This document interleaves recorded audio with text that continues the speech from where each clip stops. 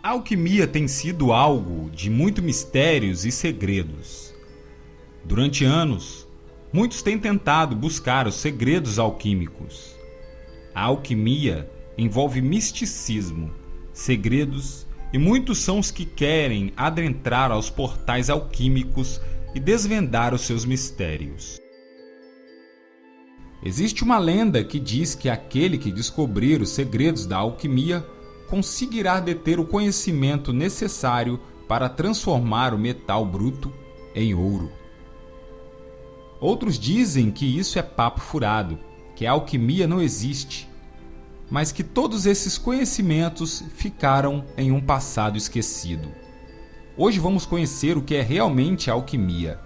Espero que vocês gostem do vídeo, pois saberão o que é preciso para conhecer os segredos alquímicos e, se for de sua vontade e escolha, escolher seguir o caminho do hermetismo. Nas escolas de hoje, são passadas imagens de que os alquimistas foram apenas protoquímicos, que na verdade a alquimia nada mais é do que a química tradicional que conhecemos hoje. Que a alquimia era apenas na verdade a química da Idade Média. Dizem que era apenas experiências de tentativas e erros para conseguir uma fórmula eficaz para a transmutação, isso é, a transformação de metais vis como chumbo e zinco em metais nobres como prata e ouro. Porém, a ideia que é passada e ensinada hoje em dia a respeito dos alquimistas é totalmente equivocada.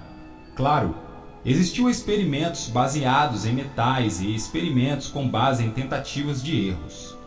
Mas a alquimia abrange algo além do que apenas experimentos químicos. O alquimista de verdade busca outra coisa. Ele busca outro tipo de realização. Os alquimistas acreditam que a matéria não é a pior parte da criação. Acreditam que existe algo na matéria que pode conduzir ao acesso espiritual. A base dos ensinamentos alquímicos são os antigos textos classificados como os textos herméticos. A palavra hermético significa fechado, lacrado. Os segredos dos conhecimentos herméticos não eram transmitidos para qualquer pessoa. Era de difícil acesso.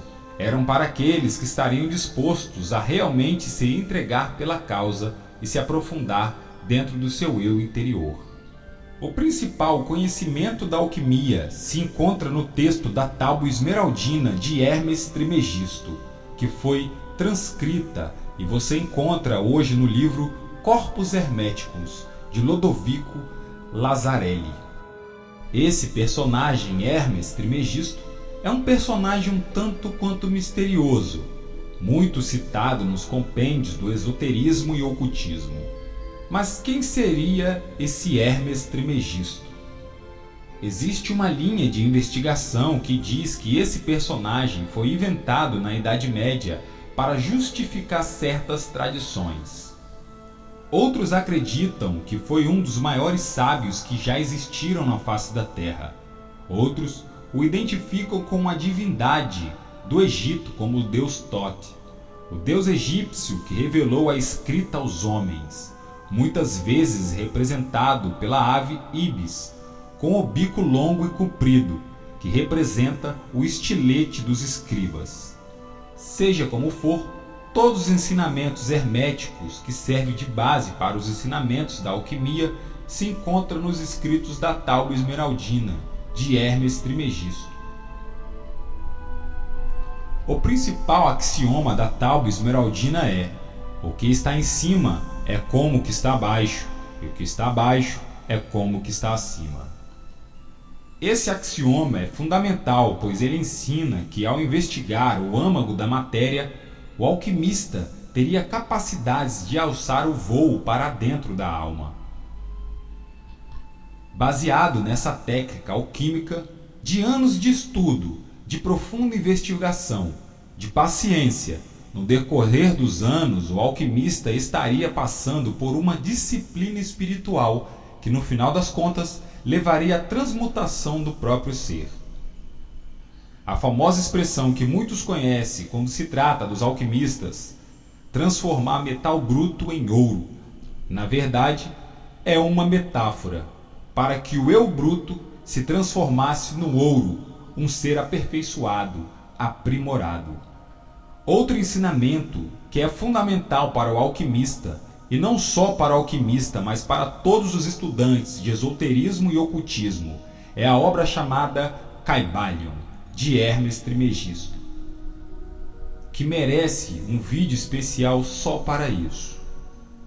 Os alquimistas, ao manipular substância e fazer mistura de elementos, acabaram gerando, mesmo que por um efeito colateral, uma série de descobertas: ligas metálicas, tinturas, técnicas de destilação, metalurgia.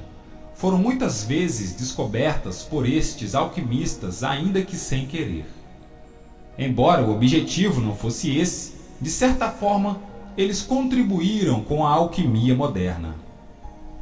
A partir da Idade Média Ocidental, acontece uma crescente de textos de grandes alquimistas da época, como, por exemplo, Nicolau Flamel, que foi um alquimista francês do século XIV, Raimundo Núlio, um alquimista beato da Igreja Católica, Basílio Valentim, do século XV, que também foi um profundo estudante alquímico, Paracelso, o famoso médico suíço do século XVI, acusado de mago, ocultismo e outros.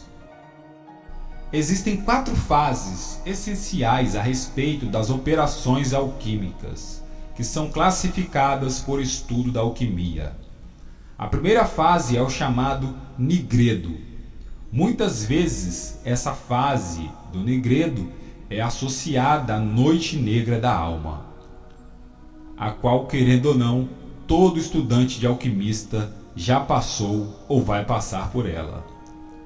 A próxima fase é o albedo, o branqueamento. Corresponde à fase de purificação, onde a matéria indistinta passaria por um estado de purificação que levaria à terceira fase. A terceira fase, as citrinitas, corresponde à fase amarela, que é o equivalente à iluminação, o que seria representado pelo arquétipo do arcano do tarô, o velho sábio. A última fase estaria pronta para produzir a pedra filosofal, o rubedo, representado pela cor vermelha, que representaria a fusão de tal estágio, em que a pedra bruta se tornou ouro, a fase em que o ser humano conseguiu realmente despertar. Na fase do rubedo, o alquimista estaria pronto para produzir os elementos perfeitos, pois ele assim se aperfeiçoou. Aperfeiçoado traria conhecimentos aperfeiçoados, pois o que está acima é como o que está abaixo.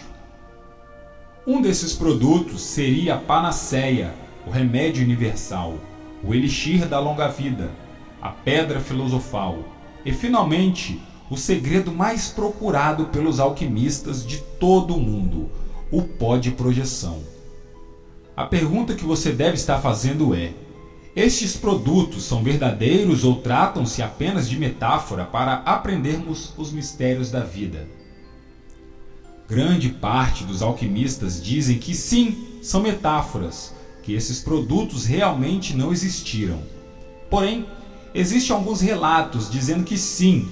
Por exemplo, que a matéria para se produzir a pedra filosofal seria uma substância amarelada, substância essa que teria capacidades ditas como impossíveis.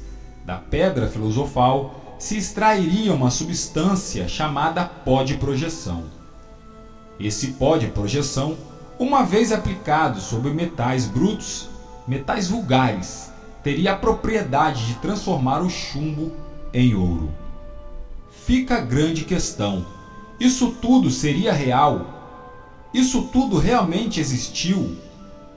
Será que existiu uma substância capaz de fazer coisas que, ao nosso ponto de vista, são impossíveis? Ou esses contos não passam de metáforas para aperfeiçoamento do nosso eu interior?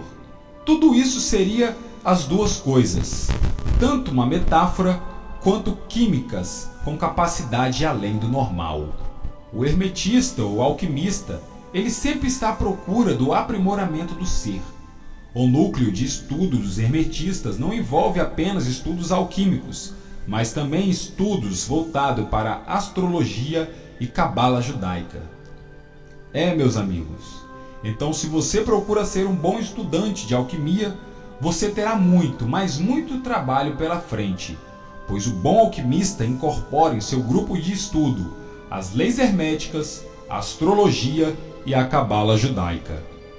Se você conseguir agregar esses estudos ao seu conhecimento, você estará saindo do mundo profano e alcançando voo para dentro da alma, atingindo o inatingível, alcançando o inalcançável.